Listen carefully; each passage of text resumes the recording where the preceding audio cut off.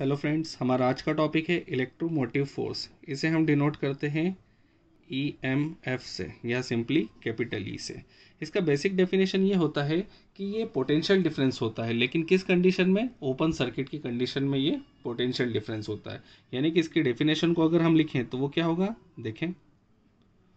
Potential difference between two electrodes when no current is drawn from the circuit. ठीक है, clear. इसको हम represent करते हैं हम ई सेल से। इसका मतलब होता है इलेक्ट्रोमोटिव फोर्स ऑफ सेल। इसको हम लिख सकते हैं ई कैथोड माइनस ई एनोड से। हमारे किसी भी इलेक्ट्रोकेमिकल सेल में कैथोड जो होता है वो राइट साइड होता है, मतलब इसको हम क्या लिख सकते हैं, E R minus E L. Clear है।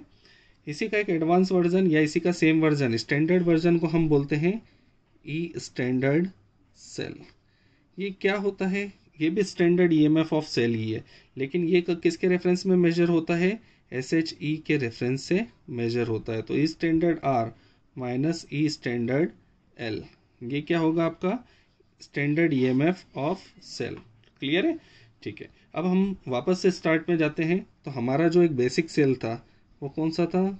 जिंक को हमने लेफ्ट हैंड साइड रखा था, कॉपर को हमने रखा था राइट हैंड साइड। इन दोनों को हमने कनेक्ट करा था। ये हमारा इलेक्ट्रोकेमिकल सेल था। इसका ई सेल कैलकुलेट करने के लिए या स्टैंडर्ड ईएमएफ कैलकुलेट करने के लिए हमें क्या करना पड़ेगा? एक स्टैंडर्ड हाइड्रोजन इलेक्ट्रोड का यूज़ करना पड़ेगा, जिसका एक्रोनियम होता है SHE। ठीक है, तो एक पहली स्टेप में हम क्या करेंगे, जिंक और SHE को कनेक्ट करेंगे। दूसरी स्टेप में हम क्या करेंगे, SHE और कॉपर को कनेक्ट करेंगे। तो ये पहला फॉर्म। तो जिंक और SHE क्लियर है। तो जिंक हमारा लेफ्ट था, इसलिए हम इसको क्या मानेंगे, E standard left is equals to, देखिए इसमें राइट कौन सा इस फॉर्मूले के हिसाब से? SHE आपका राइट है, तो इसको क्या लिखेंगे हम, E standard of SHE minus zinc electrode क्या है आपका, लेफ्ट, तो E standard of zinc. Clear है।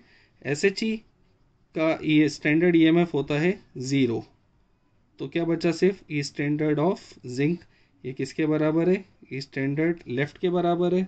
ठीक है, मतलब ई स्टैंडर्ड लेफ्ट जो है वो क्या आ गया, minus E standard of zinc.